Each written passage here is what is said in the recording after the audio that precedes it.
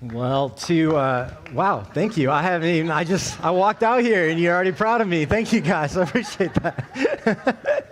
I was actually feeling like to begin our time, there's something I wanted to acknowledge that feels important or appropriate to me, and that's actually the vibe or energy you might be coming into today, which is a little different than celebration. What I feel like I need to come clean about is the fact that there is currently some tension between Buck and I. If you don't know who Buck is, that's our lead pastor. There's a little bit of a gap in trust that I think it's important for you to know about, which is unfortunate, the timing actually, because his birthday was just yesterday. I want to celebrate with him and be happy for him, and we're splitting the series that we're in like 50-50, and so it'd be good if we were aligned. But there's one thing about the series that him and I just don't see eye to eye on. Specifically, if you were with us in part 2 of the series, he went public with something that I specifically asked him not to go public with. And that was the feedback that he received about this hand motion right here that he uses all the time. Now, if you've never seen him use it before, it's something that sometimes makes sense. Like if you were saying, Bijan Robinson ran for 250 yards on Kansas, right? There's times where it makes sense. Then there's times that he uses it where it just doesn't. Like when he's talking about how to enjoy an Oreo and all the things you can combine it with. It's just like, dude, I'm not following. It doesn't make sense. But here's the gap. Here's specifically why I asked him not to draw attention to it for those of you that hadn't noticed it yet. Because I think it's actually a little selfish. It doesn't just impact him. Because if he draws attention to it and says he's going to work on it, that means I have to work on it. And after I watched back part 1 of this series, I kid you, after like the 30th time of doing this, I wanted to both throw up and retire young, all in the same. It was so painful. So, for you, if you're going to try to catch up in this series, maybe listen to the audio of part 1. You can watch Buck in parts 2 and 3. It's just killer. You won't be able to focus on it now. But for me, I'm like, I can't now. And part of the reason I didn't want him to go public was I don't know if I'm ready to commit to working on it. It's really hard to fix. I've just been catching it all week long. I think if you're at home, you could just pause the video and take the over-under, bet lunch or something with whoever you're walking with, how many times I end up doing it, because I probably just will. And I think there's some power to it. I think there's something that feels strong about it. We could refer to it as the Iron Man. We could call it that way. There's something that feels good. One of my friends, if you're like a 90s kid, maybe this will make sense to you, but he called it the Goku. He called it from Dragon Ball Z, if any of you know that. If you don't get that reference, don't worry about it. You're just less nerdy than I am. But anyways, this trying to focus on it throughout the week has been really hard. And it's made practicing pretty excruciating, because I've been asking the question that we've been throwing out as the tension throughout this series of, why do I do what I do? If you've ever tried to stop something that feels unconscious, that feels just like a habit, it's how you react, it's how you respond, it's what you go to. It's really difficult. And in part 1, we asked this. In fact, we asked a version of it that I think is really compelling. We asked, why do I do why can't I do what I want to do? Meaning, that's a different question from why don't you do the right thing. There's all kinds of reasons that we don't do the right thing. But what I was suggesting is there are things you want to start or you want to stop, and you can't seem to figure it out. You've thought tomorrow or you've thought next Monday would be different, and now 6 months of Mondays or 6 years of Mondays have gone by, and we're still stuck in it.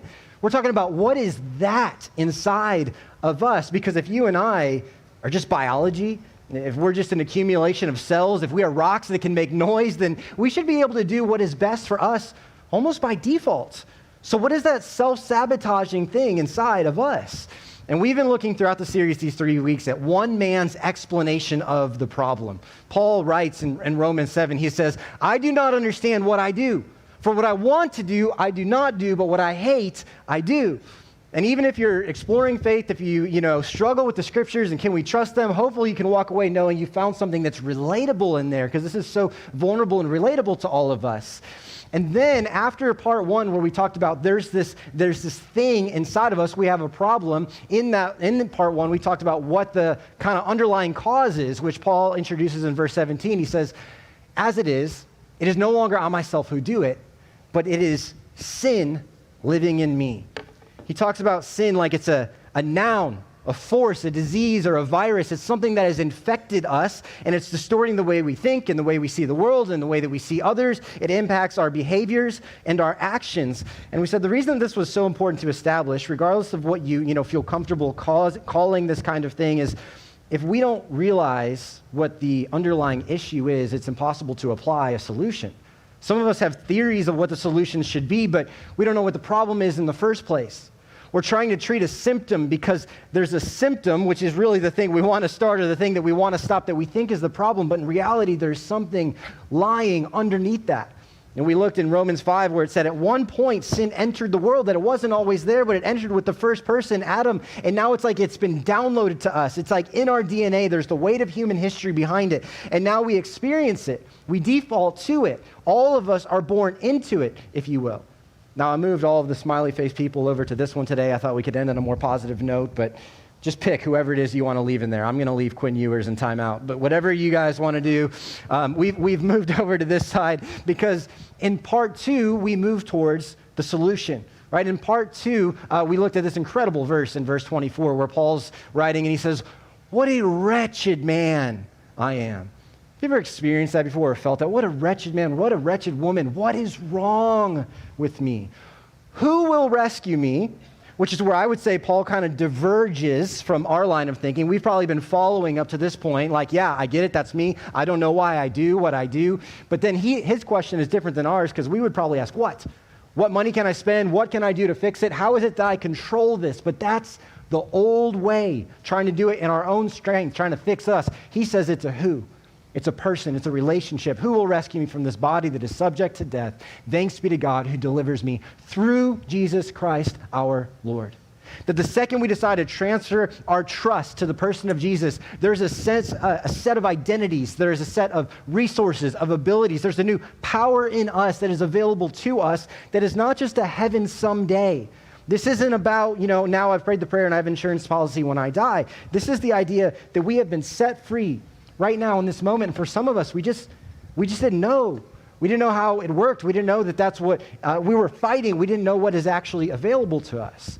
And then in part 3, Buck got really practical, as practical as we've gotten so far in the series. And he gave us these 3 steps that can be repeated every day and can be repeated on Wednesday, can be repeated years from now with whatever that thing is that we're trying to start or stop. And it's the idea of declaring that this is not my master.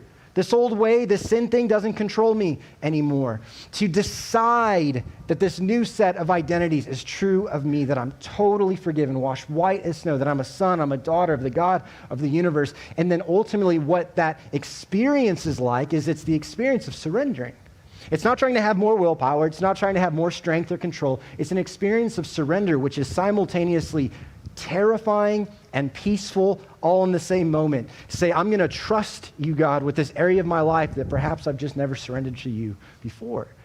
So what I want to do today in kind of the conclusion to the movie, if you will, is I want to talk about what's the goal of all of this. That was, 3 weeks of content summarized in a few minutes there. I would encourage you to go back if you haven't seen it yet, because some of that's, spiritual, religious kind of language, and we try to bring some clarity and definitions to it. But today, as we wrap it, I want to talk about, well, what's life after this series supposed to look like? We said up front, our hope is that for at least some of you, this is a life-changing type series, not because of who delivered it, but because of the content that we're going through. And it's this idea to say, it's like I see the world in a different color now. So when I go home this afternoon or next Wednesday or on a Wednesday 5 years from now, when I go back to the old way, I go back to the old habits, I react again, I respond again, I explode again, I do what I said I wasn't going to do, or I'm no longer starting what I said I was going to start. If we go back to that, does it mean that the series failed? Does it mean that you have failed? Is the goal perfect, spotless behavior? Like, is that what we're aiming for over the course of the series, or is there something different? Does it mean there's a secret you still haven't discovered yet and you got to keep searching? Or is the goal different than that? That's what I want to land on here today. And I want to go back to the words of Paul, but this time we're going to be in a different letter. Apparently this concept was so important that he worded it to different contexts and used just some different texture, kind of some more context in a couple of different ways that he would write about it. So he wrote about a very similar concept as he did to the Romans, to the church in Galatia. And I want to pick up in Galatians 5, where he talks about this idea of being set free.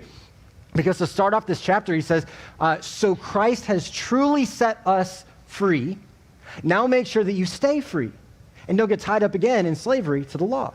So this whole concept, this whole series is called Set Free. How is it that we get set free? Well, he says it's Christ. Now, how do we maintain this? And apparently, there is a temptation to go back to the old way.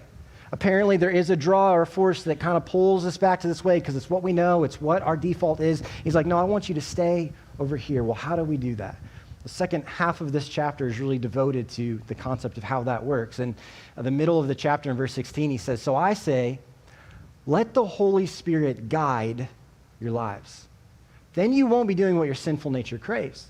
The sinful nature wants to do evil, which is just the opposite of what the Spirit wants. Evil's a strong word, but it's the idea of, we're not just talking about mistakes. We're not talking about the idea that nobody's perfect. We're saying there's something in us that is warring against us, actively working against the person that you want to be, the story that you want to tell. And I put that one word in blue there, the idea of the Holy Spirit guiding, because I want you to pay attention over the next couple of verses of how much emphasis there is on something outside of us doing the work and doing the effort and giving us something that we don't yet have. That the emphasis is not on our work ethic and how we can fix it and control it. Look in the very next verse in 18, what he says, and the Spirit gives us desires that are the opposite of what the sinful nature desires. These two forces are constantly fighting each other so that you are not free to carry out your good intentions. It's something where you're like, I don't have the willpower, I don't have the strength, I don't have the self-control. What is wrong with me? Where does that come from? How does that develop? Well, apparently it's given to you, freely to you from a source, from a power outside of you. But it's important to know that you have these conflicting desires that are working against each other, that you can't satisfy the two desires in exactly the same moment. I think about early this year, one of the habits that I was trying to prioritize was eating healthy. And I had packed in January a healthy lunch to bring with me. And about noon that day to start off the new year, Chick-fil-A sent me a beautiful push notification that said, not only do we want to give you a free meal, we're starting this new catering service. We want to bring it to you for free. So I could not leave my desk and I could have a 1,300 calorie meal of fried chicken and fries and sweet tea and ranch. I don't know what your favorite Chick-fil-A sauce is, but if it's not ranch, you're wrong, in my opinion.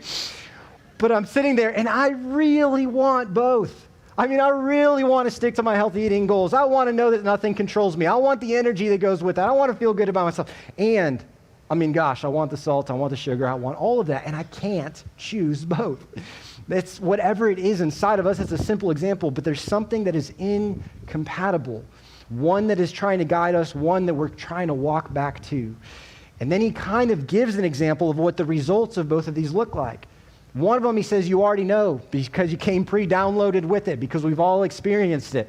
He says, when you follow, notice how that ownership changes a little bit, right? Notice when you follow, when you step, when you pursue, versus when you let guide, when you are given. But when you put in effort, you try to control, and you kind of try to fix. The desires of your sinful nature, the results are very clear. They're obvious. We almost don't even have to list them. He gives us this wonderfully long list here in pretty vivid detail. He says it's very clear. It's sexual morality, impurity, and lustful pleasures. This kind of, I want to do what feels good. Idolatry, sorcery, which is an interesting one. You might be like, I don't struggle with that often, but what is kind of even interesting, like when you study the context of the Bible, is that this would be very relevant today in 2022 in parts of this world. If I went and we are, partner with a church in Kenya, and if I went and preached this there, this would jump out to them. Witch doctors are a thing in that part of the world, right? Like it's relevant to all kinds of different contexts and places. And he's like, this is one of those that results from that. Hostility, quarreling, jealousy. Notice all the kind of relational and even some of the emotional that's in here. Jealousy, outbursts of anger, selfish ambition. I'm at the center of my own universe. Dissension, division, envy, drunkenness, wild parties, and other sins like these. You get this. We don't really have to explain it because it's just I'm going to do what I want, when I want, with whom I want. I'm not worried about the consequences. I want to do what feels good, at least in the moment. I want to do what makes me happy, maybe not long-term happy, but what feels good now. And what we all know is that this always over-promises and always under-delivers. It seems like it's what we want, it seems like what we know, and then we're always left emptier on the other side. But then he says there's another way, and he contrasts it with this very famous, verse, this very famous passage about the fruit of the Spirit. And he says, but the Holy Spirit produces. Who produces? not you. It's not produced by you, it's produced in you. The Holy Spirit produces this kind of fruit in our lives. Love, joy, peace, patience, kindness, goodness, faithfulness, gentleness, and self-control. And I almost want to, if you see this and you're like, finally, this is the list. Finally, I've been waiting for 4 parts, 4 weeks. Tell me what to do. Give me something practical, and I want to memorize it, and I'm going to try hard, and dang it, I'm going to be loving, and I'm going to power up, and I'll be patient if it kills me, and that's your takeaway from part 4. I want to, stand in front of it and block it, although 5'8" of me does nothing to block it. But I'm like, don't look at it. It's one of the most memorized passages, which is fine. I'm not against it, but it's not our homework. It's not our marching orders. It's not go work on this. It's produced in you as you stay connected to. There's not an effort involved in this. Emily, my wife, one of her first jobs outside of college after she graduated from her undergrad, she worked at the vineyard at Florence. The place is beautiful. If you've ever been there before, you don't walk by a vineyard and see all these plants and see them stressed out, right? Working hard. A branch isn't like, this is how I produce fruit, I just flex and fruit. And fruit just pops out, right? It's no, it just remains. It sits. And somebody tends to it, and there's resources, and there's sunshine, and it's watered, and all this, but there's just a remaining, and then this fruit is produced. So Paul says you've got to make that decision to part with the old way and remain in the new way, because in 24, he says, those who belong to Christ have nailed the passions and desires of their sinful nature to his cross and have crucified them there. Since we are living by the Spirit, let us follow the Spirit's leading in every part of our lives. Let it lead us. Let it guide us. Let it give us what it is that we don't yet have. And let's just acknowledge, that's been crucified. Jesus dealt with that. It doesn't have to have power or control over me anymore. The other passage that is so connected to this one, where the same kind of analogy is used, Paul certainly would have been aware of it and was probably drawing from this conversation, is in John 15, where the most famous dinner party ever takes place, right? Jesus is hanging out with his disciples. He knows they're connecting the dots. They don't quite realize yet. He knows he's about to be arrested and then crucified. He knows these are his final days, and he's giving his final marching orders to his disciples, kind of saying, if you miss everything else, if you don't get the parables, if you've been confused, please don't miss this. And he shares with them from a very similar kind of metaphor, very similar context. He says, remain. This is the goal.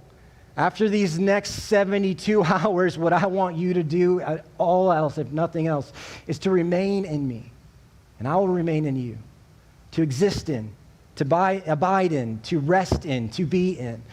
For a branch cannot produce fruit if it is severed from the vine, and you cannot be fruitful unless you remain in me.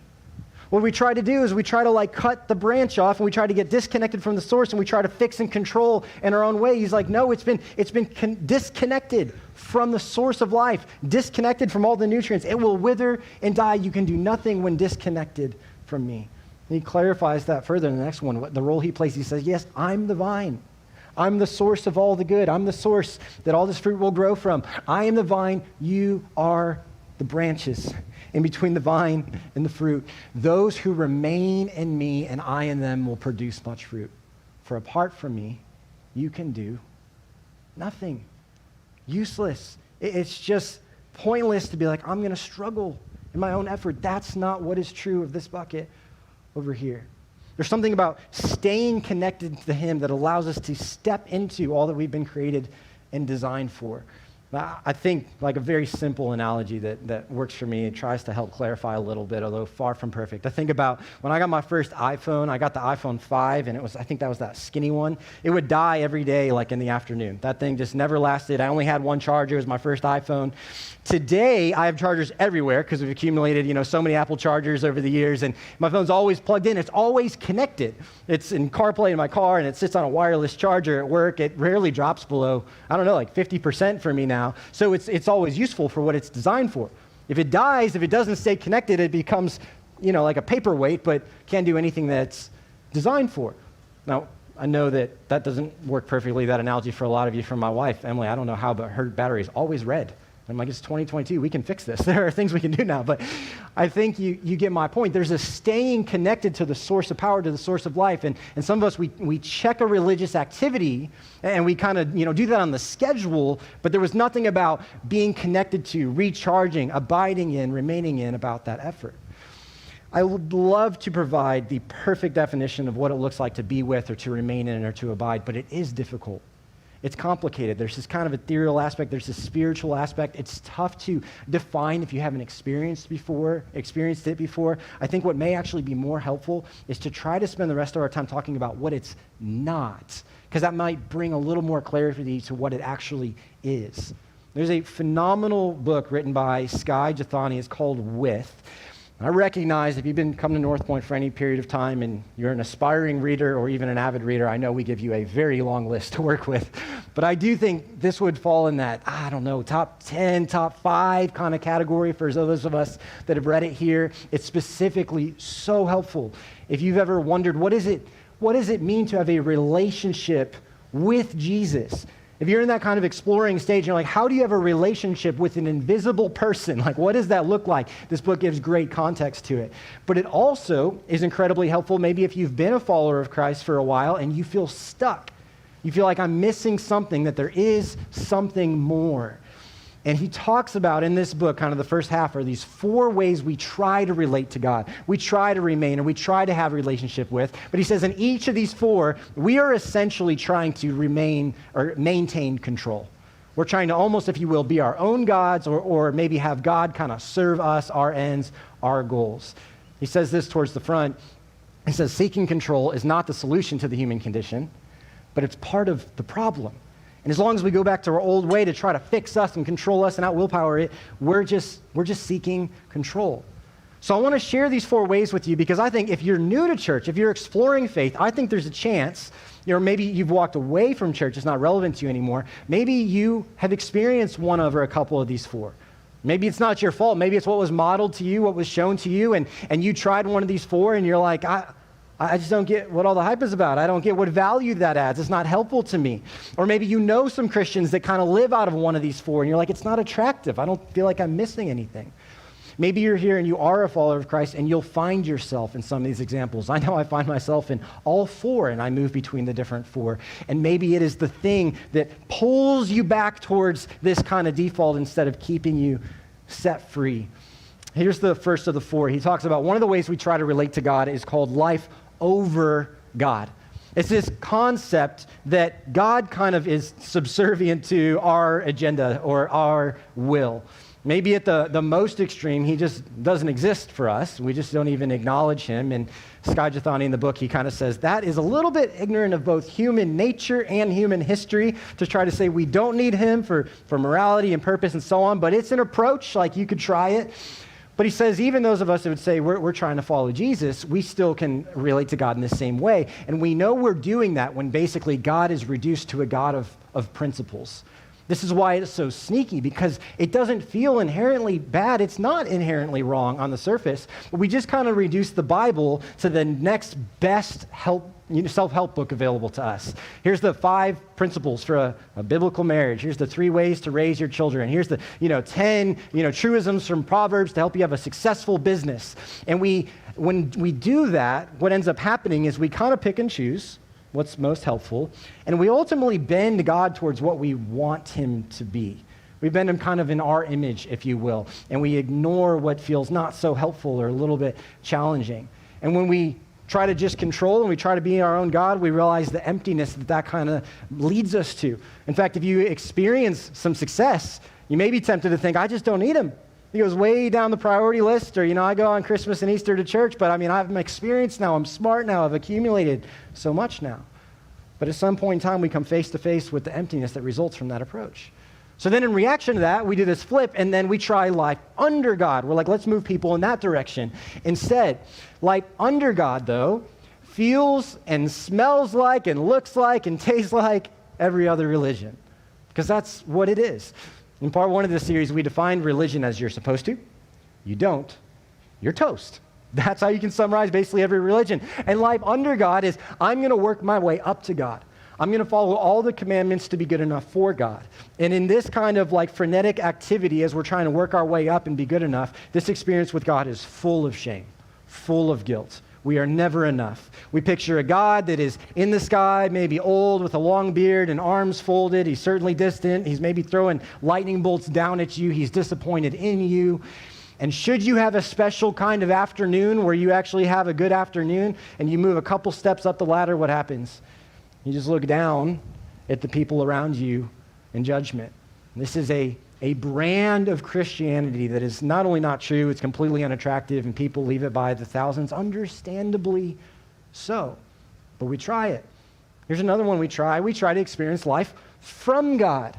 In other words, God kind of exists to bless me. I may not say it this way, but it's like, God is like this genie in a lamp, and the things that I pray for really are just to benefit my life. I pray for my health or my happiness or my money perhaps, right? This is our prayer life, what it is that we're experiencing. And when you know that it's rampant in our culture, because when we're praying for life from God, one of the things that you see all the time, one of the biggest pushbacks is, why is there suffering in the world? Why is there evil in the world? Why is there bad? And that's a legitimate question. It is a real question. It's a personal one oftentimes. But inherent in that is this idea that God owes us something. He owes us good. Certainly it's not us that messed all this up. It's on him. So he owes us something good. And we expect this as we're faithful, that he would kind of bless us. So then in reaction to that, to be like, well, I'm the center of my own universe there. I'm my own God there. God's just kind of serving me there. Then we go to this kind of opposite approach that feels very selfless, very admirable, and that's life for God. This is the one that I would say today I'm most tempted to fall into, to say it's this experience of I'm going to do as much as I can for God, as much activity. I'm going to dream big. I'm going to think big. And there's this subtlety kind of in there. Again, we wouldn't say it this way, but there's this subtlety like, if I don't do it, if I mess up, if I fail, if I miss the mark, well, God can't do it without me. Like I'm that crucial to his plan. And it feels good because it provides some meaning and it provides some purpose to our lives. But in that, we totally miss Jesus in the process because it can just boost our ego. It can just boost our pride. We can feel more important than those that aren't doing as much around us. And in all of these scenarios, we miss God. We miss the person of Jesus. Church changes in each one of those for us. I mean, church and life over God becomes this box to check. I'll go Christmas and Easter. I don't really need it in my life. I'm not missing anything. Life under God, church just becomes a way to feel better on Sunday mornings. I'm guilty from what happened Saturday night, so I'm just going to feel better on Sunday mornings. Life for or from God becomes this kind of way in church to be like, it's more consumer Christianity. What is it that this church can do for me? What is it to have to offer me or make me feel good? Even life for God is let me get involved in all of the activities and kind of look down at those that aren't as busy around me, and all of those miss the mark. But he says the goal, the target, is this concept that Jesus talks about in John 15. He says the end goal is actually life with God, life with Jesus. What if that's dreaming big? What if that is the dream? Just to be in relationship with, just to trust, just to stay connected to. Who knows what may result from that? And yes, there may be all kinds of activities. Yes, maybe you want to sign up and serve. Yes, maybe you want to get in a group. Maybe he compels you to love somebody around you that lives near you in proximity. Of course, those things are going to result, but they're the results. They're not the goal. He says in kind of summary of all four of these approaches, he says in life under, over, from, and for God, each seeks to use God to achieve some other goal. Life with God is different because God is the goal. I'm not just learning about God. I don't know just facts about God. I know him. There's a personal relationship with him in this option. Maybe for you, the iPhone analogy was a little bit too impersonal. It falls short in a lot of ways. Maybe for you, if you were to think about the most important relationship in your life, the person you're most frequently connected to, for me, this is obviously going to be my wife, Emily, but I don't think you have to be married to understand this kind of analogy or metaphor. This is Emily. I've talked about her multiple times in this message. That's our biological son, Mowgli, right there. This is our small house in Georgetown. I've shared some stories recently about our adventures of fixing this place up. But it's an interesting week for us because actually just a couple of days from now will mark the 13-year anniversary of when I asked Emily out for the first time. And over those 13 years, I have related to Emily in all four ways, in all four of those examples. When you think about the over approach, especially in dating days, there was this approach of kind of, what can you do for me? I mean, obviously I don't say it that way, but that's kind of the experience. That's how you see the relationship. Are you compatible with, my dreams and my ambitions and my goals? Are you going to make me happy? I've related to her in the under approach, especially in our early years of marriage, this kind of, insecure, kind of passive approach of, do you see me? Do you notice me? It's an unattractive approach, but it's this kind of trying to earn her love when she's already given it to me. I already know that that's true.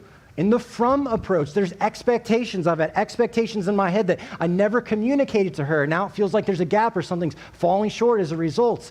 Even that life for approach, right? You see, I almost was like about to, it was right there, kind of. Anyways, but in the for approach, it's this kind of measuring our marriage or our relationship by how much we accomplish together. It's this idea of, what does our family look like? Do we have the perfect family? Do we have the perfect house? What are we doing in our careers? What experiences are we accumulating? And that people would look at us and think we have a healthy marriage because of what we've done or accomplished together. All of those end up putting a pressure on a human being that they could never fulfill or satisfy inside of you. And part of the reason I like this analogy is because it's really just in the last couple of years. Like I would say last 3 to 4 years, maybe some work, some counseling, some life events where I can honestly say today, like the moments that I most appreciate are the ones when I slow down enough to be present and just to be with. That marriage is not something to be won, right? There's no like, okay, you checked that box, you've won it, you scored high enough. It's like the whole goal is to be with, to grow in relationship with, to grow in intimacy with. And I also noticed, just kind of side point, that the more connected we are, there's a set of behaviors that go with that. Right? When we're disconnected, there's a set of behaviors. There's a defensiveness. There's a passiveness. When we are more connected, there's an empathy. There's a presentness. That we're not working on the behaviors necessarily, but it's the connectedness that determines so much of that. And I think our connectedness to Jesus determines so much of what we do, how we react, how we think, how we say. We asked up front, kind of the main question is, what's the goal? What's the goal of part 4 and beyond? And I think, when you look at this, if you're like, well, if the goal is self-control, you can kind of put whatever you want there, but if the goal is to finally be free, like to finally stop, it's finally behind you, or to finally start, you finally begun. I mean, it's admirable, or maybe it's happiness, maybe you put I finally want to experience or be happy. But if Jesus is a means to an end, I think you'll never end up experiencing either. Or if you finally do experience self-control, you'll say, maybe I don't really need him. So then it feels like that second option there is more admirable. So I was like, well, let's make Jesus the goal. Jesus should be the goal of all this, right? And I've kind of got to experience this freedom to go and experience relationship and peace and connectedness to Jesus. And I would say, if that's your approach, then you'll never get to him. Because you can't fix it on your own. You cannot fix you. There's something in you that's more powerful than you. So there's this weird paradox where the right outline is actually that Jesus is the means and the end. That you can start relationship with him because he offered it to you freely. Because of his death and resurrection, because he's offered forgiveness, because he's offered life, not based on anything you have done. That he is the means, he's what starts the relationship, and his grace that began it is the same grace that sustains it, the same grace that keeps you connected. And what if just participating with him every day is the goal? Just waking up, no matter how chaotic life is, no matter how exhausted you are, no matter how much you've already written the day off thinking you can't achieve all that you want to achieve, what if it's just like, no matter what's happening around me, I can participate with him today, and that's the dream. That's the goal. And as you do that, yes, there will be fruit that results. Yes, you'll look back in your rearview mirror and you'll see this increased love and this increased peace inside of you, and you'll notice you've stopped reacting and getting defensive in the same way, and you'll notice an increased self-control. And people around you will look at you and they'll be like, what happened? And you may kind of wonder what happened because you didn't necessarily set out to fix all those things. You've just been focused on him, but you just know that somehow he stands in that gap of who you were and who you currently are and who you're becoming. That it's a connectedness to him that produces all of those things in you. As spiritual as a lot of that sounds, as kind of like intangible as some of that feels, I do think we understand this concept. It's like the idea of osmosis. It's something is passed to you. It's like you absorb something by who you're around. You know this if you're a parent for sure, because one of the things you're most concerned about is who your kids are hanging out with. Because you know that based on who they hang out with, it's going to impact how they talk. It's going to impact maybe how they feel. It's going to impact, what their priorities are. That it's going to impact how they respect you. You know that all that is impacted. And it's not like they're working on these behaviors. It just happens as a result of who they're around. I think about me personally when I moved from Ohio to Texas. To some extent, I felt like I moved to a different country because I moved to the other side of the country. And there were some things up north that were incompatible with some things down south, right?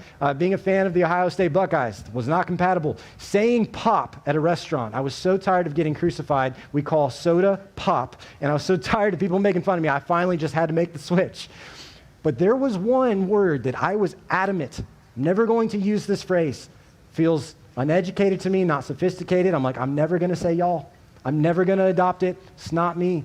I remember one day, 3 years into living in Texas, I was in the athletic hall in 8th grade, and the football team was all running behind, and if we're late to study hall, we have to run. So I was yelling. I was frustrated. I was yelling at all the guys, especially the younger guys, and I was like, hey, hurry up, y'all. I covered my mouth, like stood, because a lot of people knew I said I'd never say that. I covered my mouth. Everybody's like, oh, you did it. I was so embarrassed. I was like, no, what happened to me? But I didn't set out to try. It wasn't like I'm going to put some effort in. It was because of who I was in proximity to. And you know that this is true. You know that if you want to get fit, one of the best things you could do is hang out with fit people. If you want to go to the next level in your business, one of the best things you could do is hang out with people that have been in that space where you want to go. If you want to be set free, then you should be with Jesus because he's the source of freedom. If you want to experience life, go to the source of life. If you want to experience peace, go to the Prince of Peace.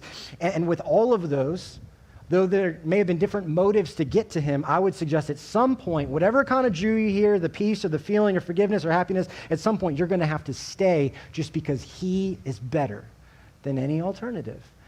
And the communicator in me gets frustrated with how to end this exactly.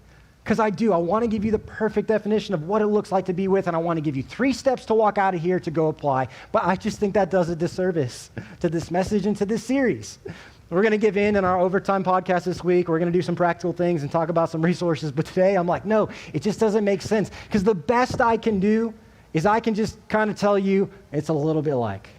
It's a little bit like an iPhone, but also like totally not. There's not even a relationship in that. It's a little bit like the most important person in your life, but also they're human, and they're not perfect, and so that breaks down. It's a little bit like osmosis with people around you, except you're not going to inherit anything bad from him as you stay connected to him.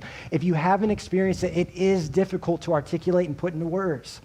And I so badly want to tell you what to do next, but the problem is the way that I connect with Jesus is probably different than the way you're wired and the way that you would connect with Jesus. I don't mean that it's all relative and you just go with your gut feeling, whatever feels best to you. I mean, there's some absolute things. Like, yes, if you're trying to follow Jesus, if that's a priority to you, and you're like, I pretty much never read my Bible and I go to church on holidays, you're like, yeah, there's some practical things we could start with. Yes, a group, community would be important to you. Yes, starting to give, prioritizing generosity, experiencing the freedom that comes with that. Yes, those would be some practical things.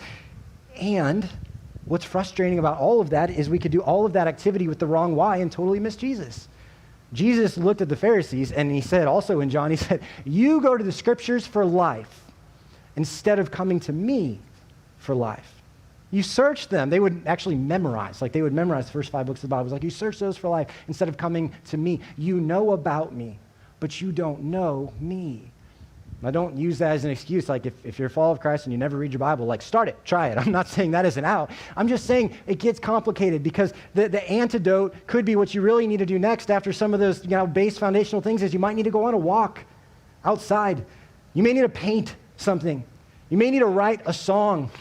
You may need to stare at your children in a not creepy way, but just to acknowledge They're made in the image of God. Whatever causes that awe and inspiration in you, you may need to look at the night sky. You may need to go hunting. Whatever it is that connects for you, that causes you to pause and acknowledge the greatness of your Creator that He is with and available to you, may be the next step for you.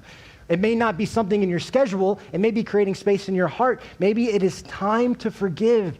You just can't be prison of that any longer, and you can't move to the next room with Him until you finally do, and you need to go on that long, hard journey. Maybe you're the one that you need to forgive. Maybe it's forgiving yourself. Maybe it's counseling to unlock something inside of you. Maybe it's the way you treat. Maybe it's being intentional with those around you. There's something, yes, but the problem is, for you, it may be different, and it may be like you're sitting there confused because you're saying like, okay, are you saying I should read my Bible more? Yes.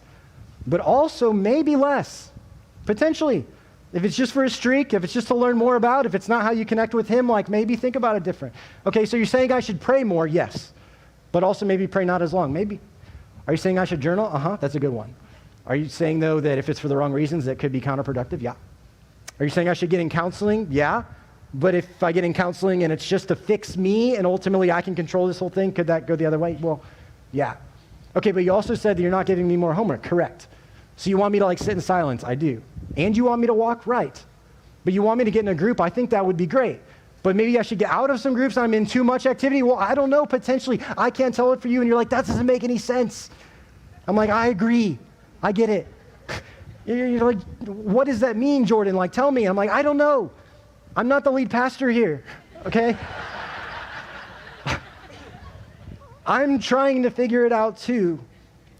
I'm just saying that staying connected to is going to be better than any of the other alternatives. I think there's some universal things. Yes, I think there's a time element. If I was to tell you, Emily and I are doing great and we haven't talked in 3 years, you would be confused. But you could do a lot of frenetic activity and still miss the mark, so I think there's an intentionality. What about that time connects you back to Jesus? What about that person, that relationship points you back to Jesus? And I think there's a curiosity element to this. To be like, how do I connect with Him? Why don't I do it more? What's in there? There's a curiosity, maybe getting on the other side of somebody that you think has experienced this with element and asking what it's like for them. But 11 times Jesus says, remain in me, and then in John 15:9, he switches it up just a little bit. He says, I have loved you even as the Father has loved me. Remain in my love. Yes, I want you to be free, and yes, I think it's possible. But even the why we want to be free, even if we finally stopped or finally started, I still think on the other side of that, the thing you really want is His love, that He is the end goal. So to be free, to be set free, be with Jesus. But our series as a whole would say there's something inside of us that we can't control, but there's someone that can be inside of us when we invite Him in that has more power, more grace than any of this ever had on us before. And that to really experience and taste that freedom is just to understand what it means to know, to be with Him. And whatever it takes for you to figure out what that means for you, I think you'll never regret. Would you guys pray with me? Father, thank you that we know and recognize you're with us now here in this very moment. God, that you love us as we are, not as we should be. There's no future version of us that's more loved, God, than we are right now, and we're so grateful for that. And God, would you help us understand all of the confusion, what it means to just be in relationship with you, to know you. Would you clear that up for us, and would you produce in us what only you can produce in us, that connection to you. God, we so desire you. We so desire that love. We need you desperately. And it's in Jesus' name that we pray these things. Amen. You guys have a fantastic Thanksgiving week, and we'll see you next Sunday.